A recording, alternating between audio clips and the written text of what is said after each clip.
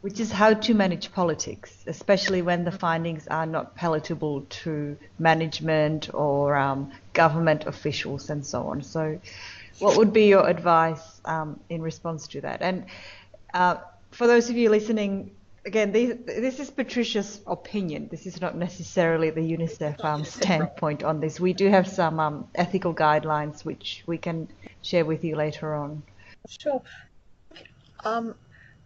A lot of this is about being forewarned, and you know the reason there's ethical guidelines is to actually have some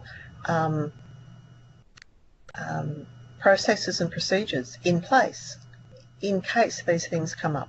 And I mean, I think having political interference with findings is an ethical issue. So I think you're right to connect them. So part of it is, you know, your as part of doing your detailed plan for the evaluation, you should anticipate ethical issues. One of which would be, you know, what would you do if you found either negative effects or also serious wrongdoing? Sometimes, you know, you're not going in there as an auditor in terms of, you know, problems within implementation. But if you, what do you do if you find it? You can't just say, oh, that's not my job. You know, if you found serious, you know, issues going on. So you need to have a protocol of what will happen, who will report that to whom, and how you'll deal with it if you've promised confidentiality. Like if you go into a setting and as well as getting the information, you find out about some serious wrongdoing, well, you have to have a process that you can follow that up without breaching the confidentiality that's there. And so to have anticipated those and have those processes in place is really important. And I think the transparency on this is also important. And that's where having it very clear, here's what success would look like. Here's the evidence that's being used. This is where this evidence is coming from, and not having surprises about that.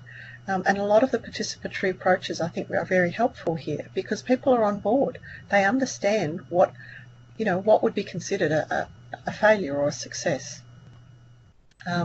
And so that can be quite transparent. You still have the problem sometimes that it's embarrassing. People can be filled with shame if something is not working, or it's either not working or it's actually causing harmful effects. And part of how people respond is defense. They have a defense behaviour, and so that they can try to kill the messenger. Just make it less credible to this sort of attack. So I think you also need to, again, have these experts have reviewed it. This is not someone's opinion. This is based on some evidence, and it's based on some agreed standards about what success looks like. So next question. Yeah. Oh, do you have more to say Sure. On that?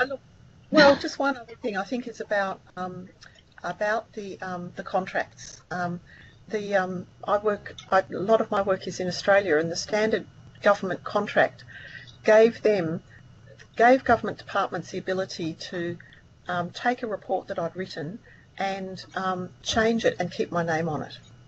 And the university just said we won't sign that contract, and we went back and forth for months until they changed that contract. No, that's just not a reasonable contract to have. And so sometimes it's even at the contracting stage you have to do it. So,